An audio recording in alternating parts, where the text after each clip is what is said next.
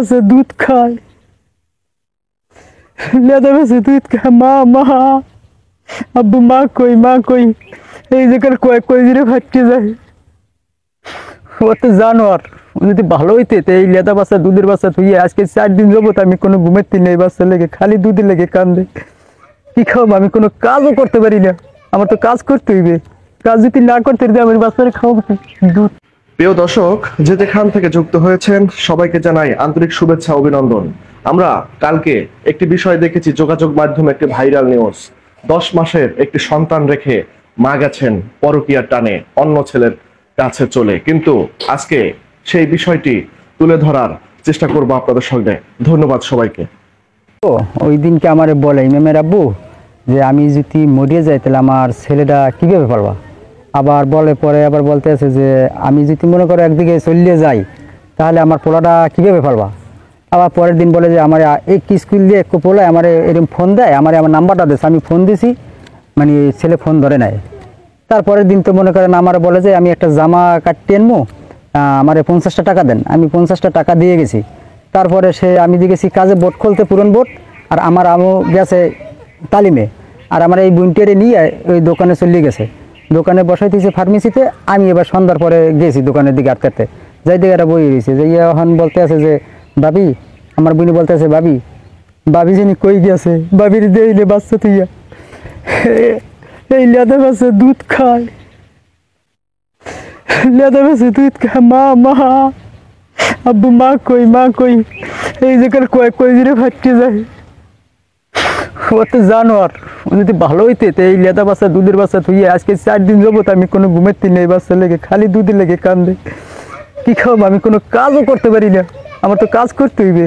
কাজ যদি না করতে দিই আমি বাচ্চারা খাওয়াবো দুধ। কি খাওয়াবো, তাহলে আমার তো বাচ্চারা যে লাস্টে যাবে মারা পালবে কেটা, কি দিয়ে পালব। মা লাগে যদি কান্দে বাচ্চায়, এই 10 মাসের বাচ্চারা, এরকম মা আমার জগতে আমি দেখি নাই ভাই। আমি চাই যে ব্যক্তি আরে এই সঙ্গ দিয়ে নেছে, আমি চাই যে ভাই তুমি যেই নেছো তাকে তার মারে বাচ্চাটাকে আবার ফেরত দাও।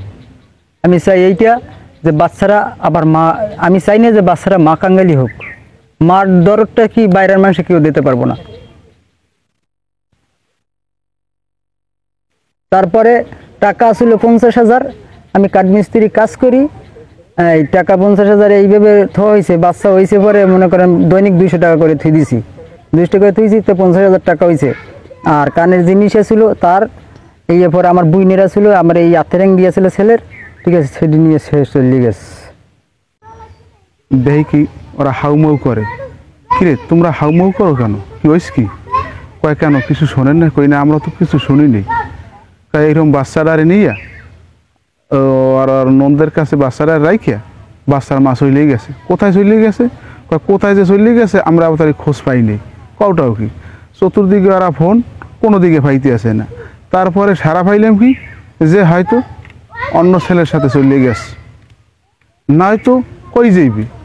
তার মানে এখন আমরা সবাই চিন্তাযুক্ত, যা হায় রে কেমন তারা একটা মহিলা 10 মাস 10 দিন একটা বাচ্চা গর্ভে রাইখিয়া, তারপরে ওই বাচ্চাটার বয়স 8 মাস চলে, ওই 10 মাস চলে, ওই বাচ্চাটার রাইখে কেমন তারা এই মা চলে গেল। আল্লাহর আরশ পর্যন্ত কাইপে গেছে যে আল্লাহ কইতে আছে যে আহ তুই কেন পেটে রাখলি, আর কি এই অবস্থা হইল। আমরা এগুলা সইতে পারতে আসি না। আমরা চাই এইটার দ্রুত বিচার যেন আল্লাহ আমাকে দেখায়। আইসি একালে বউডরে দেখছি এই ওই পিছনে বইয়া, এই সামনে বইয়া, ওই গাছের গোড়ায় বইয়া খালি একটা ফোনে কথা কইতে, ফোনে আসতে, আবার ফোনে আবার নিষেধ করতে, এখন রাখকে দেন তা মানুষ হয়েছে, তা হেইলে মানুষে শুনবে, পরে আবার ফোন দিই মনে। এইরকম আমরা সহি দেখছি। দেখকে যদি জিগেছি আছে আমার বান্ধবী, সেইগুলোকে কথা কইছি, এই কইছে। তারপর আর কিছু আমরা জিগেই আর কয় নাই। তারপর তো 2 দিন পর বৃহস্পতিবার 3টের সময় বউটা গেলে, এই যে বউটা গেলে 10 মাসে পোলাটা থইয়া কি একটা মানুষের মতন একটা কাজ করছে, একটা দুনিয়ার বেয়াদব, কাল সাবেন কাজটা করিয়ে গেলে বউটায়। তাই এই কেডা পালে পোলা মাথায় কাজ করে। তারপর দাদি আছে বুড়া, হুবু আছে লেখাপড়া করতে পারে না, হাঙ্গো দিন মা করে চিঠাইতেই আছে। রাত্রে হাঙ্গুরাইতে চিঠায়, ঘুমাইতে তো কেউ পারে না। আমাকে সব বাড়ি লইয়া যায়, আডে চলে, কান্দে কান্দে কান্দে কান্দে লইয়া হবু এই রকমের। আমরা খালি পাশে কইতেছি যে না এলাকা কেমন মা 10 মাস যে পেরে থুইছে হে আর এই মায়া ভুলিয়া এই বাচ্চা হালাই থুইয়া কেমন তারা হয়ে গেলে, কেমন অসাধ্য মহিলা। এই আমরা পাশে ছেলে কাম কাজ করছে, খাইছে লইছে, নাতিলি খুব আজমত ফুর্তি করছে। আমরা দিন বাসায় আইছি দেখছি, বলো সেকাল তো চরিত্র ব্যাপারে ভালো দেখছি। এখন একটুখানি বাচ্চা থুয়ে 10 মাসের বাচ্চারা থুয়ে যে বউ গেছে, এই বাচ্চাটা কেরা পালবে, কেরা রাখবে, কেরা দুধ খাওয়াইবে, মায়ের বেলায় হারা দিন, এটা একটাও খুব কষ্ট না? তাহলে বউটা কিসের জন্য গেছে? কোনোটা তো অভাব নাই বউটার, খাওয়ানো পরনে কোনো হান তো কষ্ট নেই, তাহলে গেছে কিসের জন্য? আর এই বাচ্চাটাকে কার মোড় দিচ্ছে, কেরা পালবে এই বাচ্চা? এই 10 মাসের বাচ্চা রেখে গেছে, আসলে কিভাবে সে গেল? তো গেছে বলে হ্যাঁ নন্দরে লইয়ে দোকানে থেকে তোরা এনে ব আমি 5 মিনিটের মধ্যে আইতেছি, জামাটা একটু কাটতে লইয়ে।